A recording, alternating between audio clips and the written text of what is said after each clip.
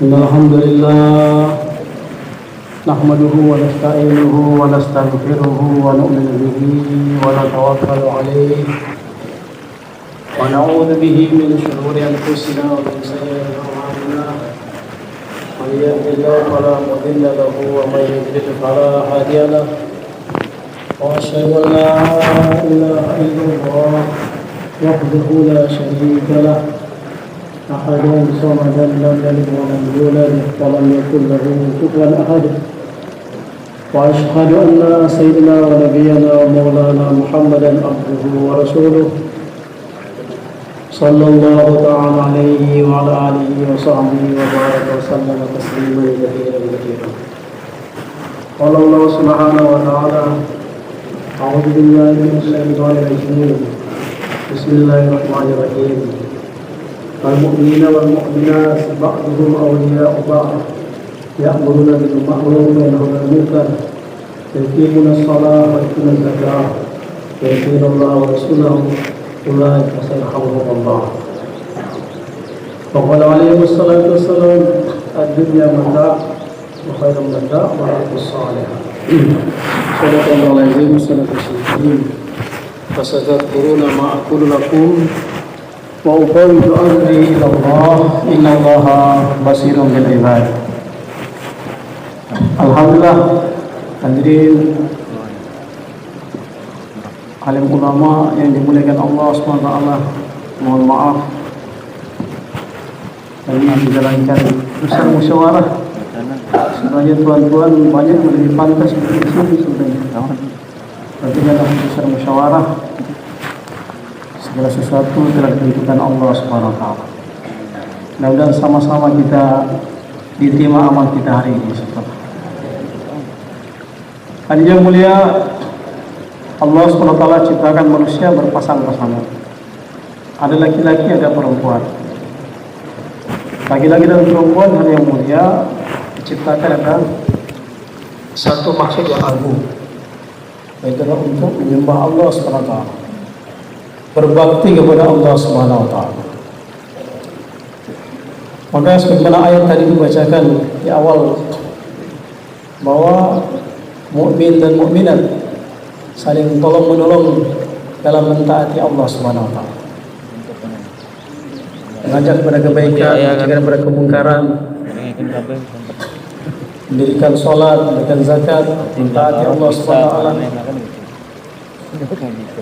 Maka ini semua Allah, apabila tanggung jawab ini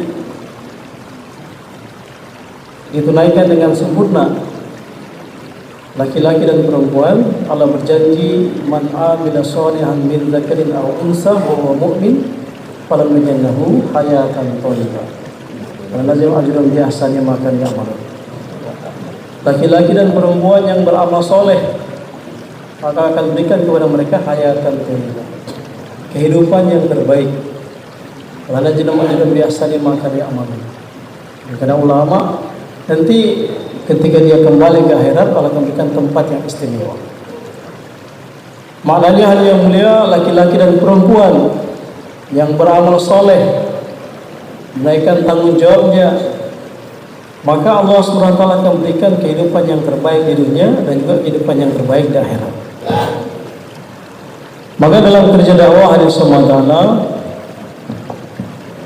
waktu satu muzakarah di Nizamuddin, masa kita tanya kepada majma ketika itu untuk penguatan dakwah, kerja-kerja, peningkatan kerja dalam dakwah, penguatan dalam dakwah, perkara apa yang paling penting? Tagas apa yang paling penting? Maka yang katakan negara jauh, pengiriman jamaah jalan kaki, pengiriman jamaah 4 bulan, sepertiga hidup, makomi, kerja atas daerah-daerah terpencil, semua disebutkan. Maka saya katakan itu penting semua. Tetapi yang masalah ada satu kerja apabila kita tawajuhi dengan niat yang betul dan usul yang betul, maka kerja ini akan meningkatkan kerja atas kerja yang lain 10 kali lipat percepatannya. Apa itu? Kerja atas masturat kalian, kerja atas perempuan-perempuan kalian. Kalau kerja ini ditawajuhi dengan niat yang betul, usul yang betul, maka kerja-kerja yang lainnya akan meningkat 10 kali lipat. Malah Mustaqim Allah yarham, beliau mengatakan kalau Allah menghendaki satu negeri dapat hidayah, maka Allah akan kirim satu rijal, satu laki-laki da'i untuk buat kerja di tempat itu. Tetapi kerja daripada rijal ini Allah SWT, meskipun dia kerja dengan sungguh-sungguh, dia kerja dengan begitu banyak pengorbanan, tapi kalau tidak dibantu oleh wanita-wanitanya, maka kerjanya akan lambat, bahkan SWT sedikit hidayah yang tersebar di tempat itu. Maka apabila Allah SWT menghendaki hidayah tersebar merata di tempat itu, di kampung itu, di negeri itu, maka akan Allah kirim satu wanita soleha untuk mendampingi ar-rijal ini, satu dai ini, untuk buat kerja di tempat itu. Maknanya hari SWT kerja-kerja kita hari ini, rijal laki-laki, kalau tidak ditopang oleh kerja atas perempuan-perempuan kita hari SWT, maka hasilnya jauh daripada harapan kita. Allah SWT sering kita mengalami, mungkin semua kita di sini juga. Kenapa kita hadir di sini semua? Karena istri-istri kita mendorong. Betul tidak? Ada mungkin yang pas-pasan uangnya untuk beli baju anak, untuk perbaikan ini, rumah, segala macam. Tapi karena istri kita perempuan yang dipahamkan atas takasa-takasa agama, maka dia katakan, abi berangkat saja, bawa uangnya, biar saya tidak tinggal apa-apa. Kalau kita ditahan hanya SWT, meskipun diajak, dipaksa, kalau istri bilang, bapak jangan kemana-mana, maka kita tidak bisa kemana-mana. Makanya SWT, potensi wanita ini, kita mesti tahu apa potensi wanita, sehingga kita akan memahami betapa penting kerja ini. Fir'aun dan SWT ini raja yang begitu zalim. Dimimpikan Allah SWT ada satu orang bayi yang akan menghancurkan kerajaannya, maka dia perintahkan bunuh semua bayi Bani Israel yang laki-laki. Kolon gambarnya dia telah bunuh 70.000 bayi laki-laki. Berapa Pak? 70.000. Masya. Maka Allah SWT, singkat cerita, Allah SWT hanyutkan bayi Musa alaihissalam ke istananya Fir'aun. Begitu tiba di istananya Fir'aun, dibuka, maka dukun-dukunnya Fir'aun katakan, wahai Tuan Raja, sudah ini anaknya itu, sudah ini anaknya akan hancurkan kerajaanmu, bunuh saja. Tapi kata istrinya Siti Asiyah radhiyallahu anha, apa dia katakan, wahai suamiku, sesungguhnya dia ini adalah penyejuk mataku dan matamu, jangan apa-apakan dia masih kecil.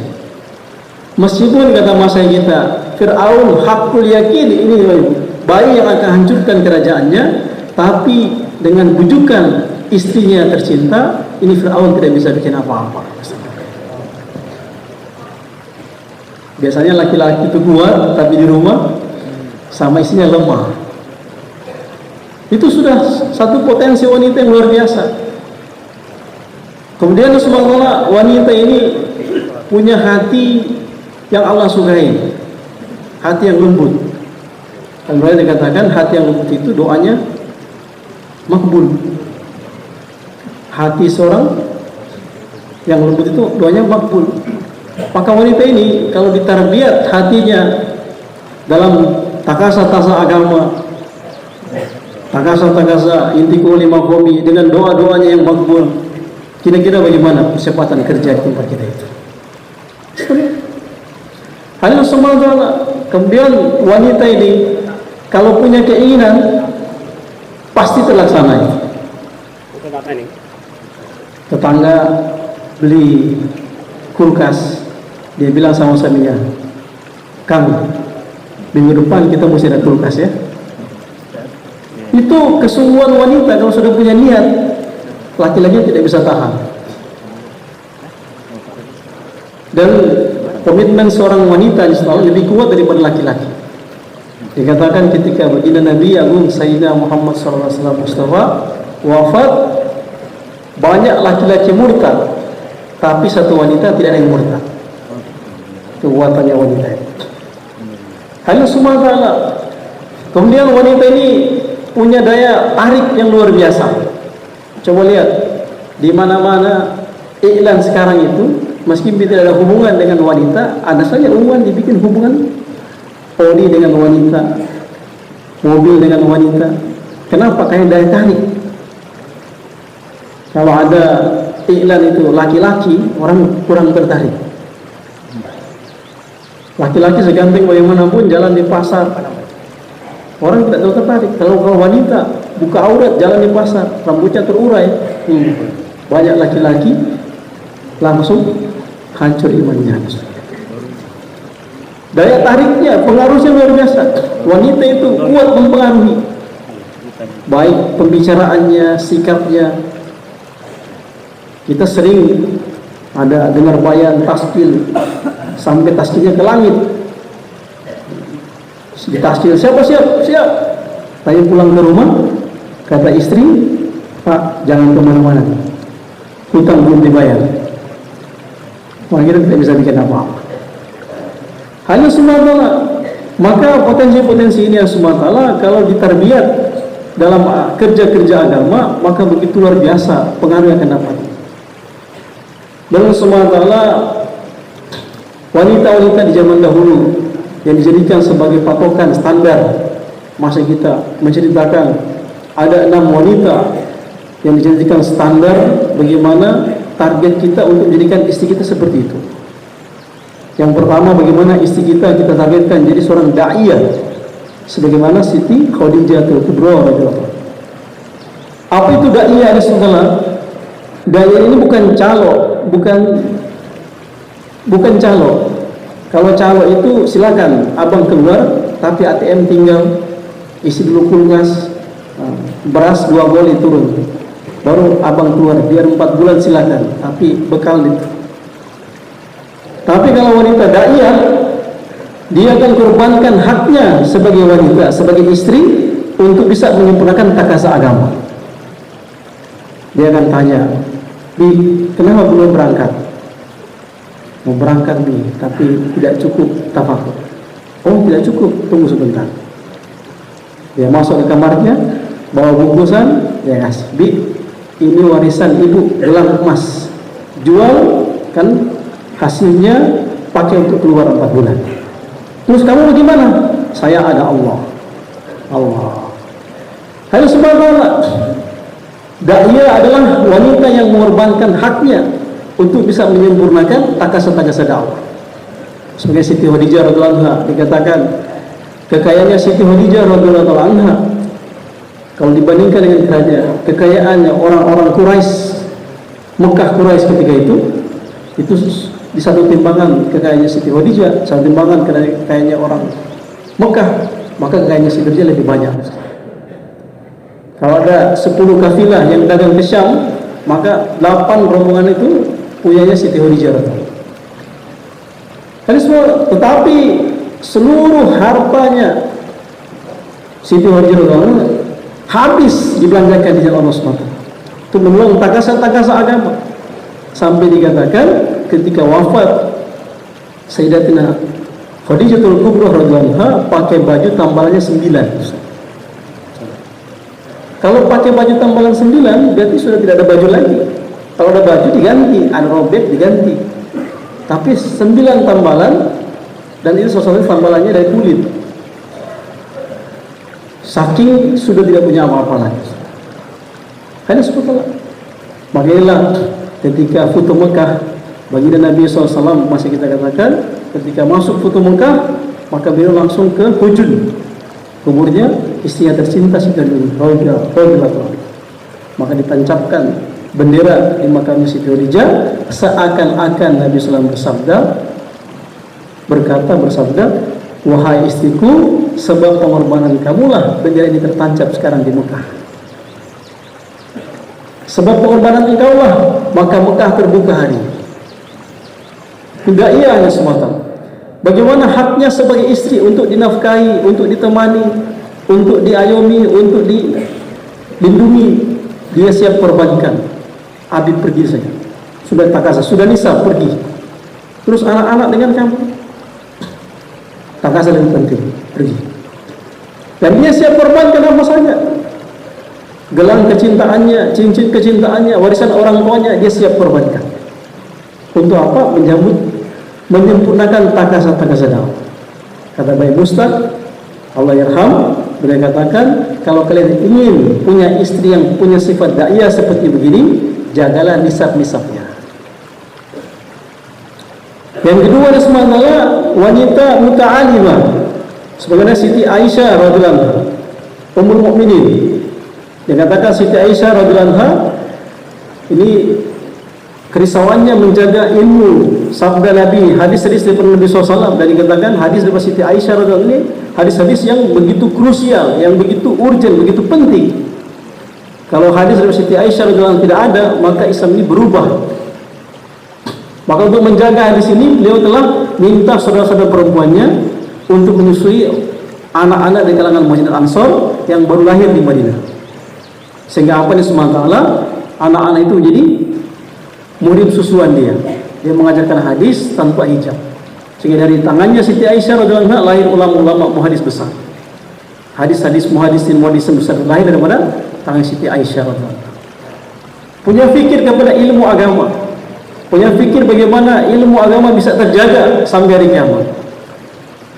Kalau kalian ingin punya istri seperti ini, kata Bayi Mustaq Allah yarham dalam Muzakarah 2012 kalau tidak salah, jagalah nisab-nisab istri kalian. Abidah, wanita abidah, sebagaimana Siti Maryam radhiyallahu anha. Dikatakan Siti Maryam ini kalau dia zikir ibadah dia mampu mendatangkan rizki tanpa asbab. Setiap pamannya datang untuk memeriksa keadaannya, sudah ada makanan di situ. Padahal kuncinya di tangannya pamannya, Nabi Zakaria. Nabi Zakaria tanya, wahai Maryam, ini makanan dari mana? Dia katakan, hadza min indi rabbi. Ini makanan daripada Tuhanku. Makanan tanpa asbab, rizki tanpa asbab. Kata Mas Syekh, minimal apabila wanita kita ahli ibadah, ibadahnya terjaga, maka kalaupun tidak datang rizki tanpa asbab seperti Siti Maryam radhiyallahu anha, minimal masalah-masalah keperluan Allah akan selesaikan dengan mudah. Asbab ibadahnya, asbab doa-doanya, asbab wiridnya, asbab solatnya, ibadahnya. Kalau kalian ingin punya istri yang ibadahnya mampu memudahkan semua keperluan hidup, bahkan mendatangkan rezeki tanpa asbab, jaga nisab-nisab istri kalian. Namanya Mustaq. Allah yarham. Yang keempat Rasulullah Murodiyah, sebagaimana Siti Hajar radhiyallahu anha, yang menterbiat anaknya ditinggalkan oleh suaminya di satu tempat yang tidak ada sumber kehidupan. Maka dikatakan setelah itu tempat pohon pun tidak ada. Maka dia tinggalkan. Nabi Ibrahim SAW berjalan, tidak ada tanya-tanya dulu. Kalau kita mau berangkat kan tanya dulu, nih berangkat ya. Nabi Ibrahim tidak ada tanya-tanya, diperintahkan Allah langsung ke Palestina. Ketika dia jalan, maka istrinya tanya, panggil, wahai suamiku, kamu mau kemana? Dia dijawab, wahai suamiku, kamu tinggalkan kami di sini? Tidak jawab. Wahai suamiku, apa ini perintah Allah? Diangguk saja, tidak jawab, cuma mengangguk. Maka kata istrinya, kalau ini perintah Allah, berangkatlah wahai suami. Sesungguhnya Allah tidak akan menyia-nyiakan kami. Murodiyah Rasulullah Murabiyah mentarbiyat anaknya, ditinggal oleh suaminya. Karena memang seorang wanita istri da'iyah itu pasti akan sering ditinggal. Takasa 4 bulan, takasa usuli, takasa musyawarah, takasa ini, takasa, pasti sering ditinggal. Tetapi Allah SWT, seorang wanita murabiyah, meskipun sering ditinggal, dia akan mampu menjaga dirinya, menjaga anaknya, sehingga iman dirinya dan iman anaknya sama dengan iman suaminya. Kalau kalian ingin punya istri yang punya sifat murabiyah seperti ini, kata Bapak Mustaq Allah yarham, jagalah nisab-nisab istri kalian. Yang kelima, zahidah, sebagaimana Siti Fatimah radhiyallahu anha. Dalam riwayat kita dengar, sama-sama kita tahu dalam fadilah amal, Sayyidina Ali radhiyallahu anhu, dia telah memerintahkan istrinya untuk datang kepada baginda Nabi sallallahu alaihi wasallam untuk meminta budak dan kambing daripada hadiah yang datang kepada baginda Nabi SAW. Allah SWT, tapi begitu datang Sayyidatina Fatimah Zahra radhiyallahu anha adalah orang yang pemalu, maka dilihat banyak orang, balik Nabi lihat, maka besoknya Nabi susul, wahai anakku, ada keperluan apa kamu datang kemari? Wahai ayahku, suamiku menyuruh untuk minta hamba sahaya dengan, maka kata Nabi bersabda, sesungguhnya aku telah berikan hamba sahaya dan kambing-kambing itu kepada pewaris ahli badar, anak-anak yatim, janda-janda ahli badar. Kalau kamu mau, aku berikan kepada kalian satu amalan yang lebih baik daripada itu. Apa itu? Ketika kalian beranjak tidur, maka bacalah yang kita namakan tasbihat Fatimah itu. Dan doa lain Nabi berikan kepada Siti Fatimah radhiyallahu anha satu doa yang terkenal.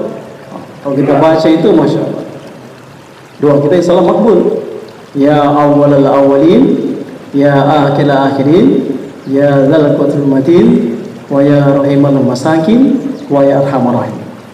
Apa kata anaknya Siti Fatimah radhiyallahu anha? Raditu billahi rabban wa bi Muhammadin nabiyya wa rasulah wa bil islami.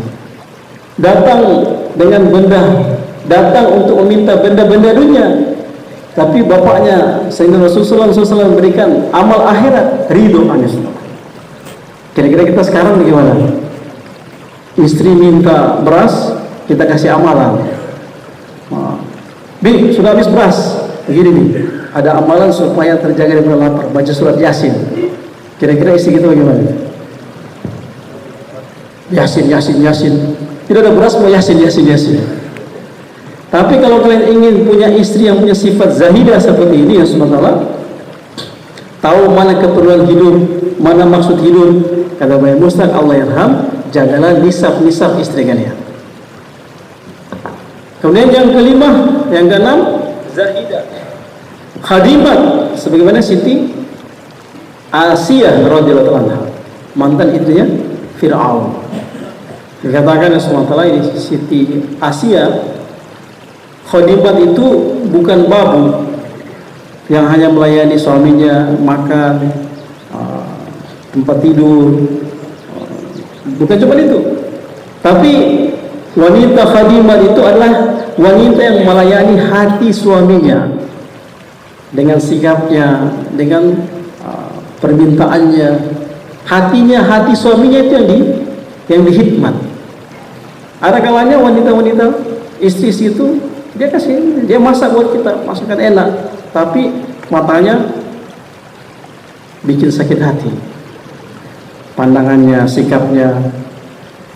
Siti Asiyah radhiyallahu anha, kata masyayikh, semenjak nikah dengan Fir'aun sampai mati di tangan Fir'aun, ketika disuruh murtad itu, disayat-sayat tubuhnya, Allah tampakkan rumahnya di surga, dia tidak rasa. Dari menikah sampai terakhir mati di tangan Fir'aun, tidak pernah sekalipun menyakiti hati suaminya dengan perkataan, dengan sikap atau dengan penglihatan. Ini khadimat, bukan sekedar cuma bisa cuci baju kita, kasih makan kita, melayani kita di tempat tidur, tapi dengan hatinya menyenangkan hati suaminya sepanjang hari.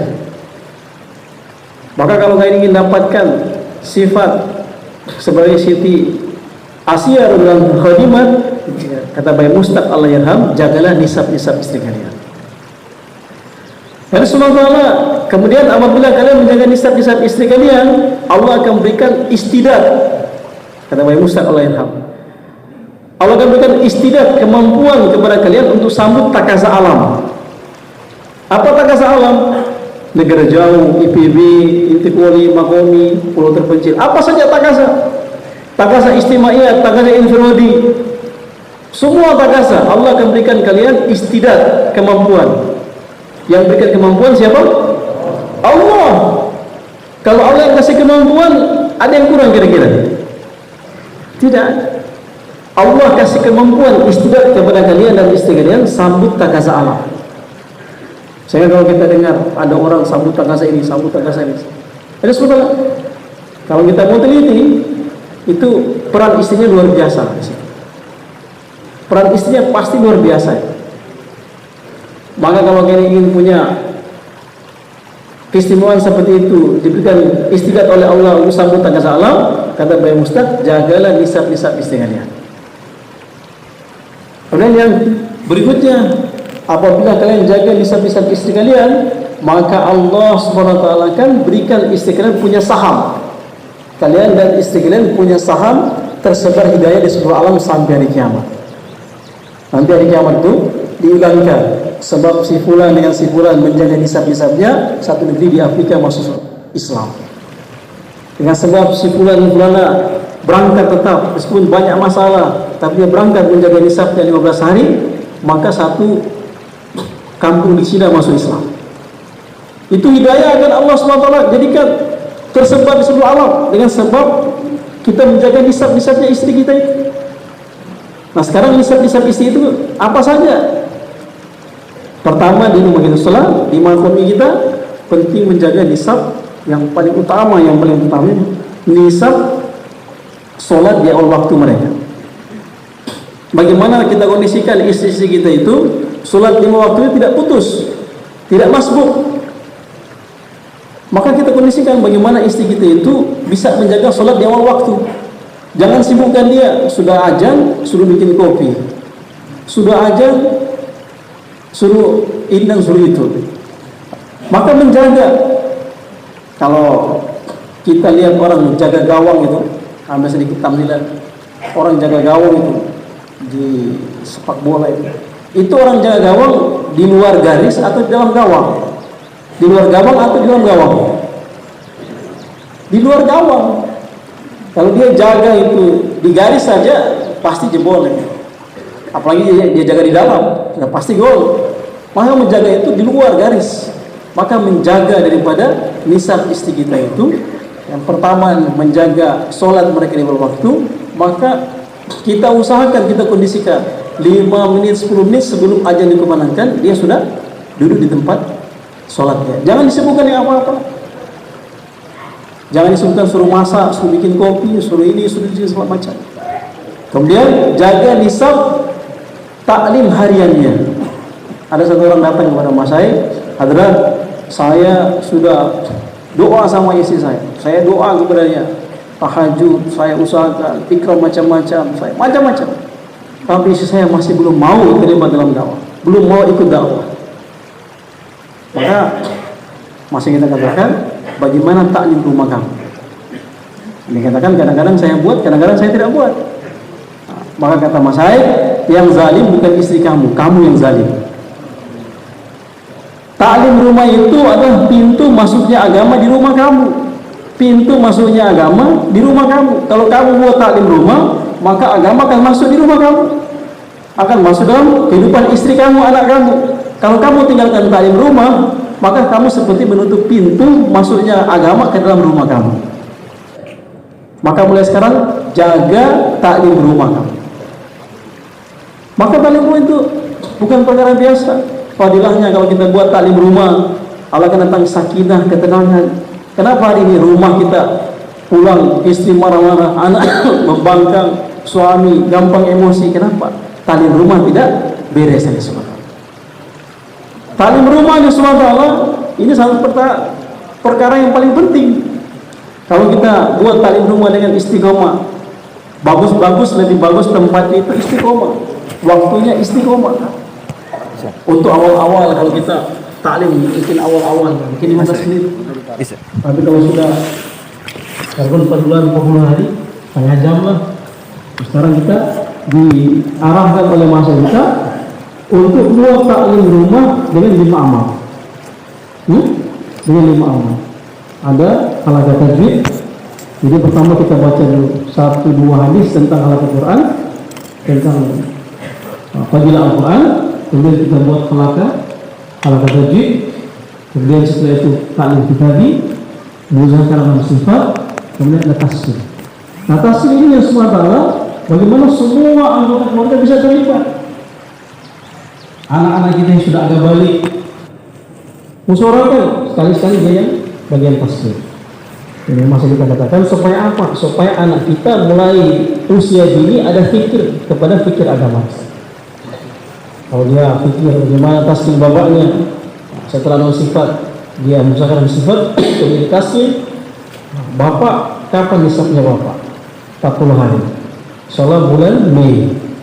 Maka ketika bapaknya berangkat bulan Mei, anaknya agak berat-berat, maka bapaknya ingatkan, kan ada yang tasbih bapak 2 bulan lalu, berangkat bulan Mei. Sekarang bapak sudah nisab ya, Pak. Jadi semua orang di ahli waris kita usahakan semuanya taklim rumah itu yang 5 dengan 5 amal semuanya ikut Ustaz. Halakat tajwid. Dan yang dibaca harus mentala tidak ada kitab selain yang diarahkan oleh orang tua kita. Ini untuk taklim istimewa ini.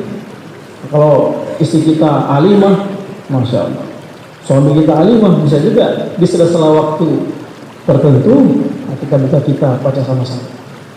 Tapi untuk taklim rumah yang sifatnya umumnya, sifatnya umum, ini muzakarah yang umum, sifatnya umum, maka kita baca fadilah amal, muntab hadis, fadilah sedekah.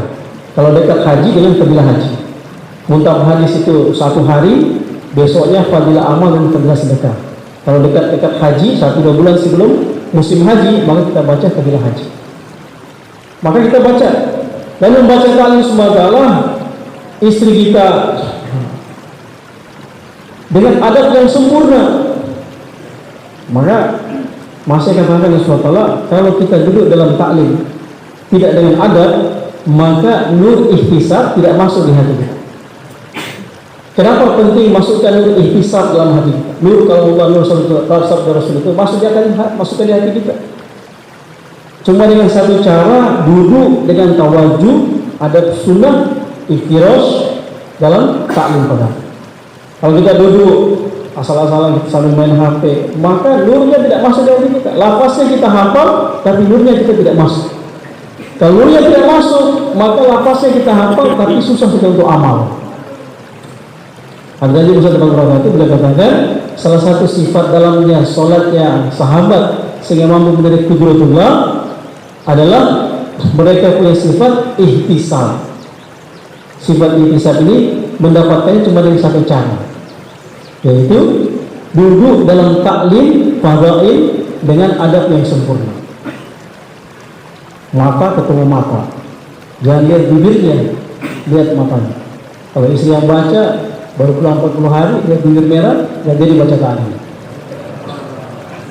Lihat matanya, kata masa itu kalau kita memindahkan air dari botol ke botol, maka itu tutupan itu harus terbuka dua-dua, harus bertemu supaya pindah air. Kalau satunya tertutup tidak bisa.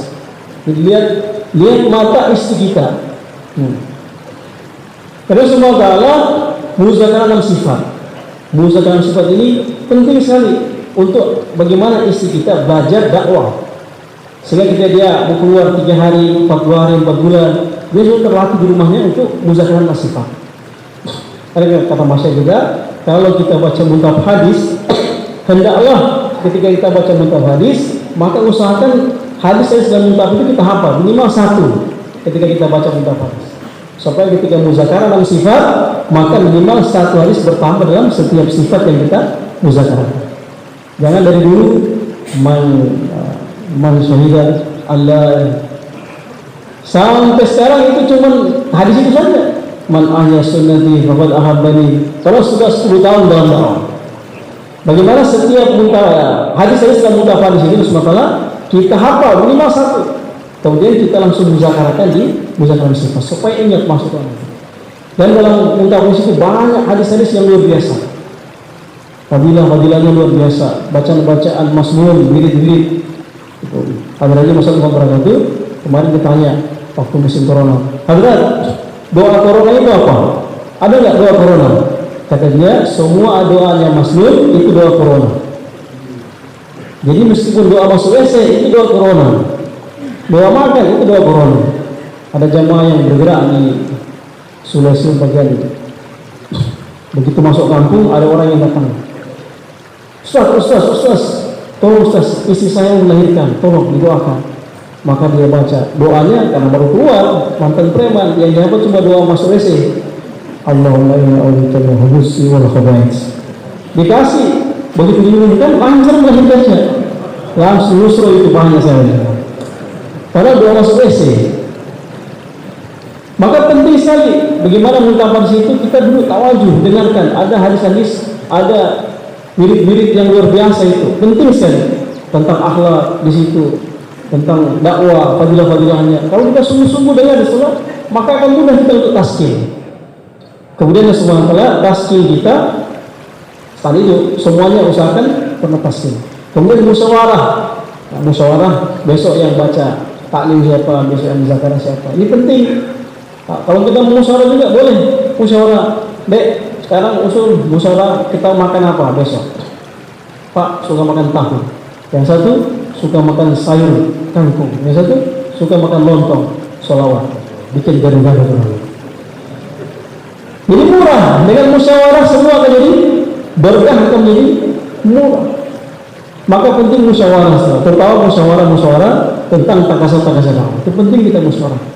Setiap ada musyawarah di rumah kita, maka barokah akan datang dalam urusan-urusan rumah tangga kita. Sedang sama.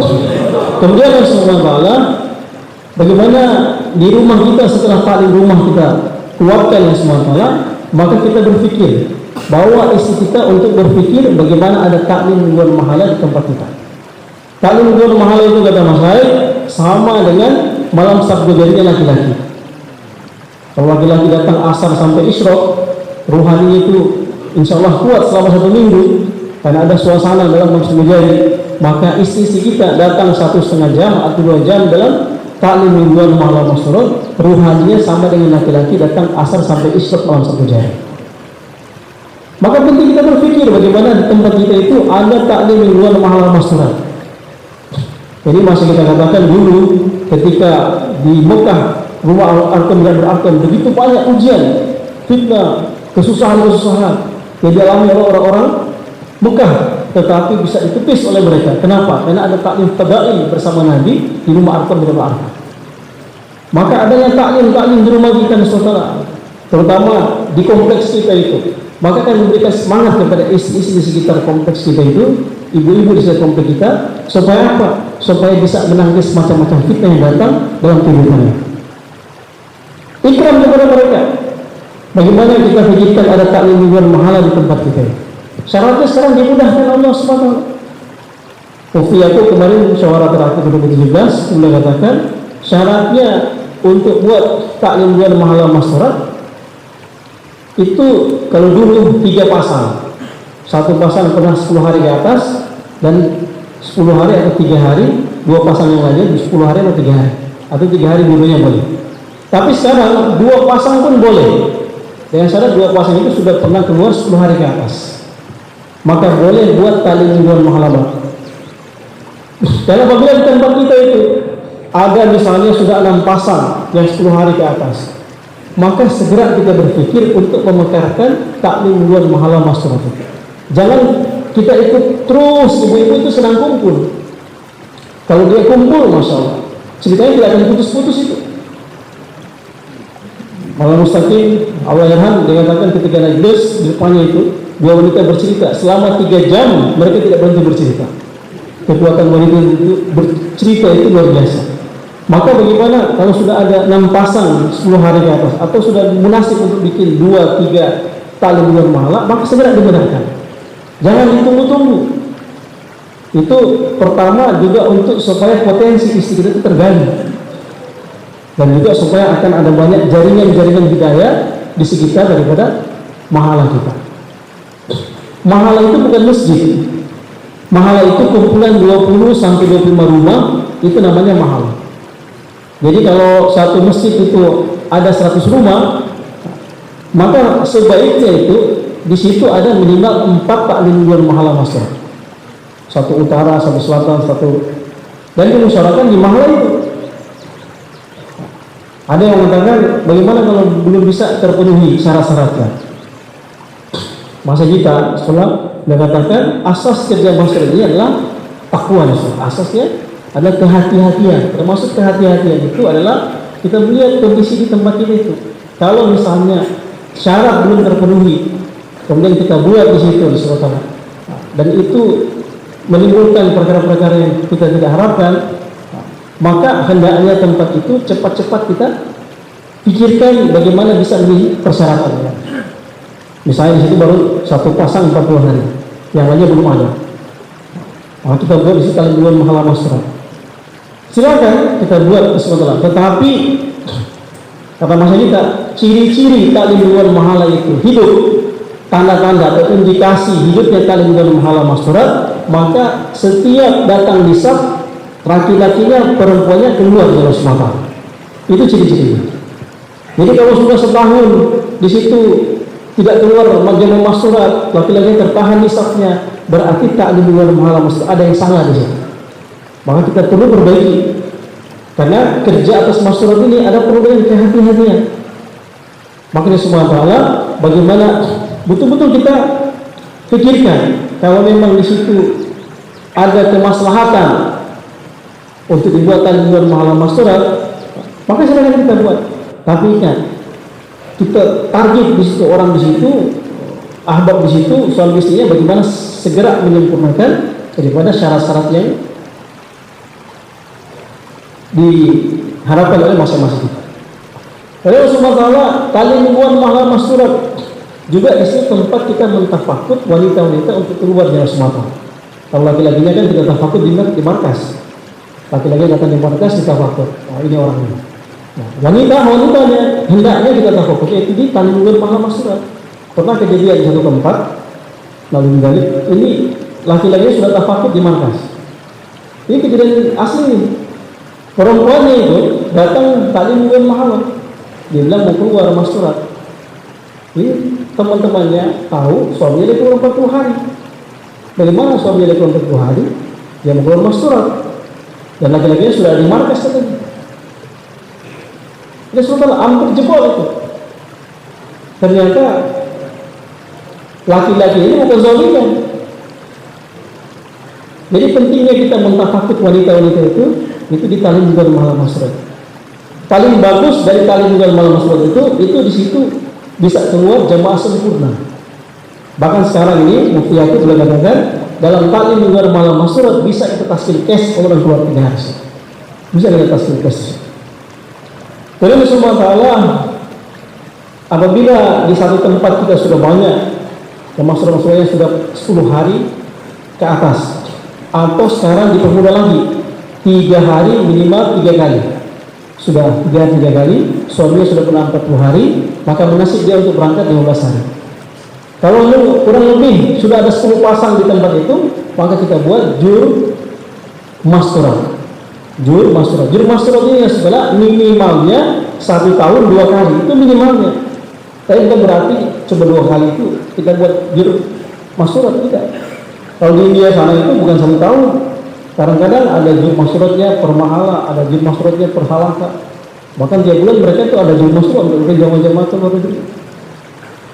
Prinsip dasarnya sementara taklim dua jur masturat itu adalah untuk menyemangatkan orang wanita atau suaminya untuk ambil takaza lebih jauh dan IPB. Sebenarnya prinsip dasarnya itu untuk membentuk jamaah-jamaah negara jauh dan IPB. Tetapi dalam perkembangan berikutnya tidak apa-apa kita untuk bentuk jamaah 40 hari, 15 hari. Karena sekarang masih kita membolehkan 3 hari 3 kali boleh hadir dalam jur masyarakat. Kalau dulu tidak boleh 3 hari 3 kali tidak boleh, tapi sekarang 3 hari 3 kali boleh hanya dalam jur masyarakat tempat kita. Nah kita pikirkan kalau perlu kita jadwalkan, ada jadwal minimal 2 kali setahun itu ada jur masyarakat tempat kita, dan kita musyawarahkan jur masyarakat jangan berpapasan dengan event-event besar seperti musyawarah daerah, musyawarah 4 bulanan, musyawarah 2 bulanan, istimewa Indonesia. Usahakan kita buat paling minimalnya itu dalam jur itu kita bisa kasih jamaah bisa keluar 15 hari sebelum event itu dibuat. Contohnya misalnya kalau sekarang kita ini buat sekarang tanggal 28 9 Januari, maka minimal tanggal 1 Januari, awal Januari atau pertengahan Januari kita buat jur supaya Pak menyiapkan istri-istri kita itu, kita membawa 10 hari supaya kita keluar 4 bulan, bekal yang kita tinggalkan kepada mereka itu bekal yang hakiki. Kata Mas saya, kalau kita tinggalkan bekal uang saja, ini belum tentu dia siap. Tapi kalau kita tinggalkan bekal, kita sudah ajak keluar 3 hari sebelum kita berangkat 40 hari, 4 bulan, maka itu kekuatannya luar biasa. Dia bisa menangkis semua keadaan yang akan dia terima ketika suaminya keluar dari Allah SWT, ketika dia ada benteng dalam hati dalam dirinya itu, sebelum dia keluar suaminya keluar, dia pernah dibawa keluar suaminya 3 hari atau 15 hari. Jadi buat jur itu 1 bulan atau 2 minggu, paling minimalnya itu 3 minggu sebelum event-event besar. Untuk apa? Untuk menyiapkan suaminya bisa keluar. Karena kalau istri kita sudah keluar, Masya Allah, dia akan dorong itu luar biasa. Bahkan tahap kita pun akan dibantu sama dia. Dan semua ta'ala, masa kita pernah dalam satu bayang itu nasihatkan doa, dia tanya, ini yang mau berangkat 4 bulan, tahun lalu sudah 4 bulan, sekarang mau 4 bulan, belum bawa istrinya 15 hari, angkat tangan. Yang sekarang bawa 40 hari, sudah 4 bulan tahun lalu, sekarang belum bawa istrinya 3 hari, angkat tangan. Untuk tidak ada angkat tangan. Dan kalau ada, pulang dulu. Zalim kalian. Kalian mau tiap tahun kalian nisab dengan nisab kalian, tapi sekalian kalian tinggalkan di rumah kalian tanpa bekal rohani yang mencukupi. Jadi pentingnya menjaga nisab-nisab istri kita itu, supaya kekuatan rohaninya itu mampu membentengi daripada semua fitnah yang ada yang akan mendatangi ketika suaminya keluar dari Allah SWT. Kemudian Allah SWT, bagaimana ketika dia mau keluar dari Allah SWT, nisab-nisabnya setiap 3 bulan 3 hari, setiap tahun minimal 10 hari. 10 hari itu di luar daripada perjalanan. Kalau di India 10 hari, tapi 2 hari di markas dulu ada pembegalan, kemudian pulang itu 2 hari satu perjalanan. Itu kan 15 hari. Cuman kalau kita Indonesia ini 15 hari itu perjalanannya 2 hari. Paling bagus itu sempurnakan 15 hari di dalam, termasuk juga perjalanan. Dan setiap tahun 40 hari, setiap 3 tahun 40 hari. Kemudian Allah SWT yang terakhir musyawarah terakhir dia katakan untuk orang-orang lama, maka nisabnya ditambah dengan pakasa untuk 3 perkara: menyempurnakan, melengkapi, menghandle.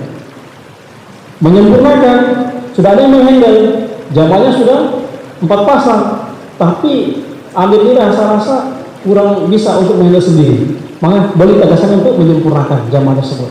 Maka orang yang baru pulang negara jauh hari ini, besok jamaah ada yang berangkat, itu yang jamaah yang disempurnakan, maka boleh bagi dia lagi berangkat dengan jamaah itu. Dibolehkan tanpa menunggu harus 3 bulan dulu, baru 3 hari lagi, tunggu 1 tahun baru bisa 15 hari. Tidak perlu menunggu. Kapan ada takasa itu untuk menyempurnakan, menghandle, melengkapi. Kalau menghandle sudah ada 5 pasang, tapi orang baru semua, 3 hari semua, atau orang baru semua, belum pernah keluar 3 hari, maka dia boleh ambil takasa. Dia sudah 40 hari ambil takasa untuk menghandle jamaah itu untuk berangkat. Meskipun hari ini dia opsi, besok berangkat boleh, dibolehkan. Kemudian untuk melengkapi jamaahnya, kalau mau 3 pasang, melengkapi. Bagaimana jamaah itu bisa? Kemudian Allah nisab untuk 15 hari atau 40 hari. Waktu di India kemarin hikmat yang terakhir itu 2019, itu saya duduk dalam muzakarah di bawah. Jadi salah satu muzakarah, mas saya tanya, bukan waktu muzakarah itu.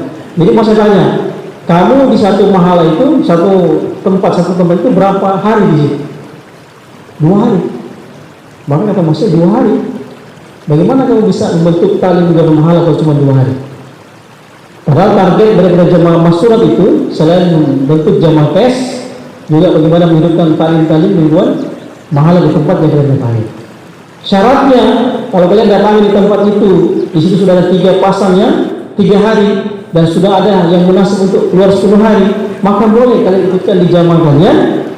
Ada kasih dia selama 10 hari supaya dia pulang bisa hidupkan tali membuat mahala di tempatnya.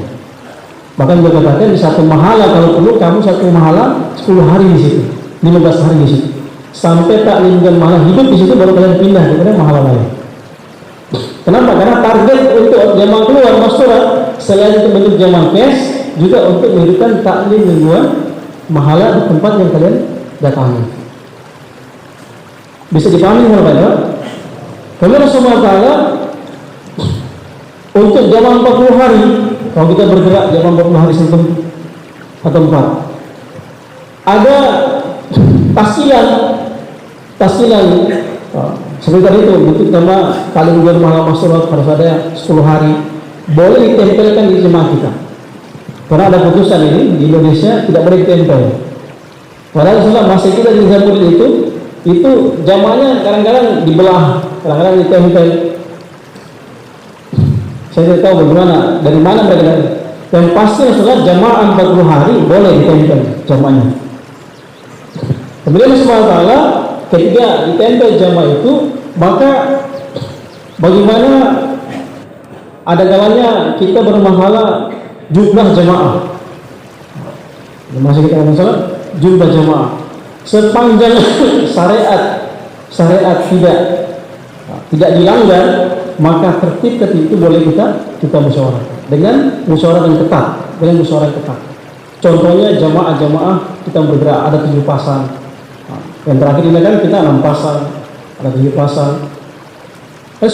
Maka dengan musyawarah yang ketat, bagaimana 7 pasang itu bagaimana? Kalau memang dia tidak berpisah, jangan kita paksa. Pernah ada jamaah 7 pasang. Begitu Mbak Hidayat, yang rumah katakan, ini kenapa 7 pasang? Ya belum mau berpisah, nggak boleh. 1 pasang ini tidak boleh. Akhirnya pulang yang 1 pasang sampai sekarang sudah tidak aktif lagi. Karena subhanallah, ini asas menjaga hati orang beriman ini lebih tinggi daripada tertib itu sendiri. Bagaimana menjaga hatinya mereka?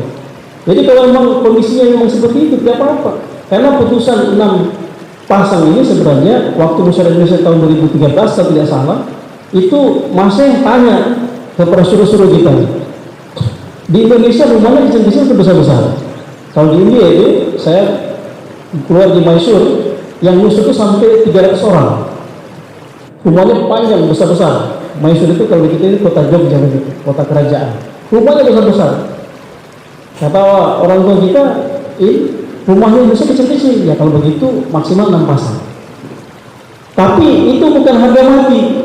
Dulu di zaman Nabi SAW, kalau ada orang belajar agama kabilah-kabilah datang di Madinah, Abdurrahman bin Auf ambil 50 orang. Ustaz bin Affan, saya bin Affan ambil 20 orang, 30 orang. Ada yang ambil 5, ada yang ambil 7, ada yang ambil 1. Nah, laki-lakinya di masjid, perempuannya di rumah. Jadi, kalau 50 orang, 50 pasang, boleh tidak? Dengan musyawarah semata untuk sekarang, tahapan sekarang ini, kita idealkan 6 pasang.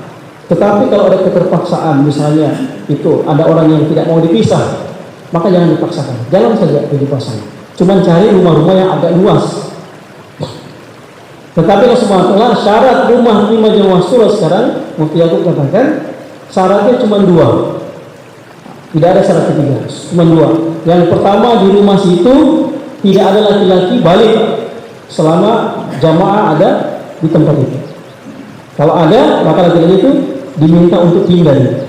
Apakah ke masjid sama-sama dengan suaminya, dengan bapaknya, atau dipindah ke rumah tetangga. Kalau selama jamaah program di situ, maka laki-laki balik tidak bisa. Yang kedua, hijab sempurna. Apa itu syarat ijab sempurna? Dari luar tidak bisa ke dalam, lihat ke dalam, dari dalam tidak bisa lihat orang di luar. Maka itulah pentingnya kalau kita keluar jauh masyurat, penting sekali kita bawa sakil. Apa? Bawa kain untuk apa? Hijab itu. Itu bagian daripada alat perang kita kalau keluar masyurat. Bawa sakil, bawa yang kira-kira kalau kita tutup ini tidak akan tembus. Ya. Jadi syaratnya untuk terima jamaah masyurat itu cuma dua. Bahkan kata Mufti Yaqub, ketika taklim saking sempitnya itu rumah untuk taklim ibunya harus begini. Saking sempit, maka itu rumah munasib terima jamaah masyurat.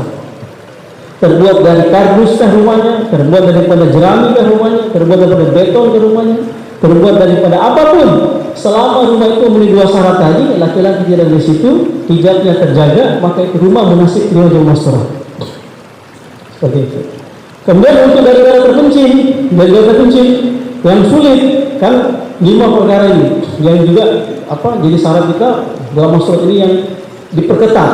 Yang pertama keluar dengan muhrimnya yang hakiki, suami istri atau suami bawa adiknya perempuan yang belum menikah sudah balik boleh, adiknya perempuan boleh gandeng, atau anaknya perempuan yang sudah balik boleh.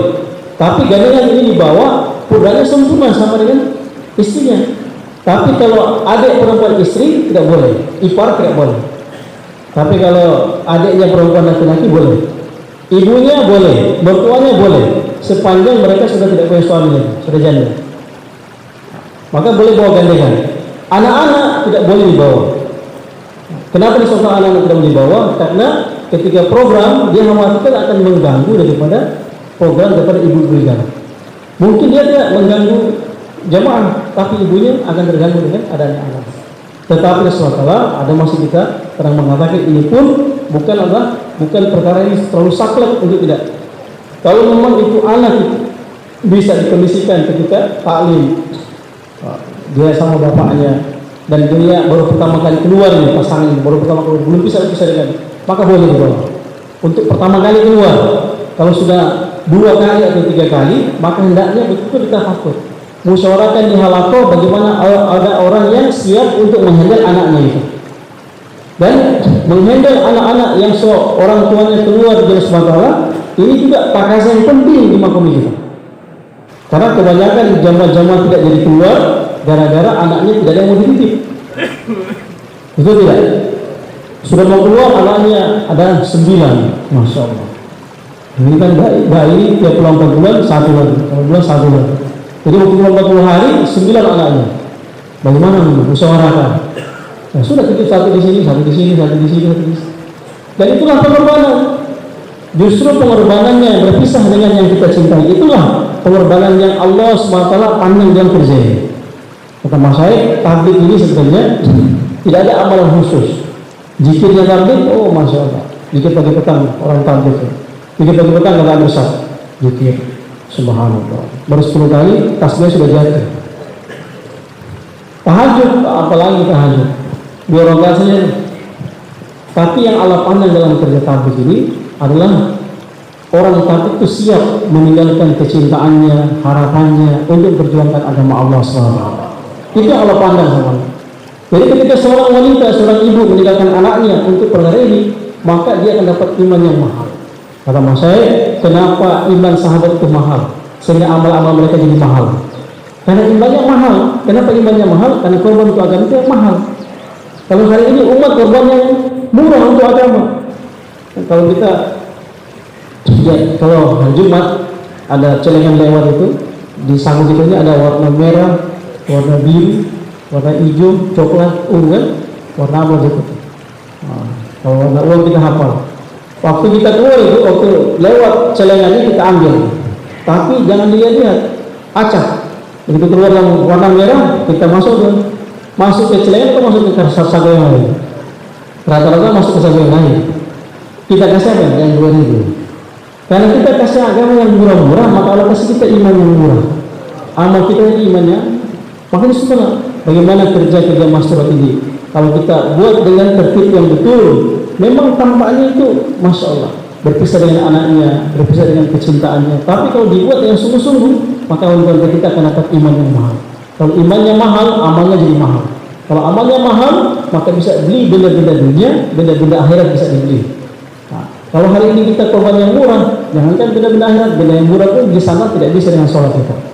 Maka rahasia bagaimana orang pabrik ini bisa menyempurnakan tagasan Allah SWT, ini bagaimana kita korban yang mahal. Saya kemudian Allah SWT untuk masalah ini yang terakhir Allah SWT, bagaimana kita membawa istri kita dalam kerja-kerja ini, maka kata Mas Haid, ikram kepada mereka. Sering kita dengar itu 10 ikram istri, kan? Nah, panggil dengan panggilan kasih sayang, hani, sayang. Nah, jangan baby sini. Oh, maaf kalau ada nama itu. Panggilan sayang itu kan dalam sholat itu sunnah. Ya Humairah, ya kan? Panggil itu sunnah sini. Mungkin kalau kita bukan orang Arab, kita orang Indonesia, sayang. Itu pengaruh itu. Ini maksudnya muzakaranya masih juga. Panggilan dengan panggilan yang dia sunnah, panggil dengan panggilan yang dia sukai. Kemudian berhias di depan dia. Salah satunya adalah pakai pakaian yang dia sukai. Kemudian puji masakannya dan sayang anak di depan dia. Jangan pukul anak di depan dia. Wanita meskipun dia tidak bereaksi dengan kita pukul anak di depan itu, hatinya hancur. Karena dia yang mengorbankan nyawanya untuk melahirkan anak itu. Maka jangan pernah pukul anak di depan dia. Kemudian ajak bicara sebelum tidur. Ajak jalan-jalan bukan ke tempat maksiat. Kalau pulang bawa hadiah meskipun batu. Nah, kalau batu bacan, itu hadis itu. Bawa hadiah ke aliran meskipun batu. Jadi kalau pulang dari sini bawa hadiah. Itu bagian daripada kita mau ambil hatinya ini. Wanita kalau sudah dapat hatinya, dia akan serahkan segala-galanya. Nah, siapa insyaallah. Lebih kurang saya mohon maaf. Kita mudah Allah SWT sempurnakan yang kurang. Ya Allah SWT antar istri kita sampai ke ujung dunia insyaallah. Niatkan istri kita itu doakan setiap malam supaya Allah pilih istri kita jadi asbidaya kepada wanita seluruh dunia. Yang paling terakhir ini waktu jemaah dikirim ke Brazil itu di depan masjid ada kursi-kursi. Maka maksudnya Pak, salah satu orang kita tanya kepada marbotnya, ini kenapa ada kursi-kursi di sini? Dia bilang, oh ini hari Jumat biasanya wanita-wanita non Muslim mereka suka dengar ceramah hari Jumat. Ini untuk mereka. Nah, kalau kita mudah tidak bisa, laki-laki dalam perempuan, wah bahaya. Bukan dia dapat hidayah, kita yang hancur iman. Nah, tapi kalau istri kita yang pasti dia, maksudnya mereka bisa sampai tasik bisa. Kalau kita cuma bisa sampai depan rumah, depan pintu. Kalau istri kita bisa sampai di kamarnya, sampai di dapurnya, mereka buat kerja. Jadi kita doa supaya istri kita sampai di benua Amerika, Eropa, Australia. Nah, dan jangan berpikir untuk tambah 01, 02, 03, kecuali kalau dia kasih. Nah, kalau dia kasih kan? Karena ada kalanya menyelamatkan janda, istrinya jadi janda. Dia menyelamatkan janda, istrinya jadi janda. Nah, jadi maksud kita di semua itu bagaimana perkara yang sensitif jangan kita sentuh-sentuh. Saya insyaallah semoga Allah berkata.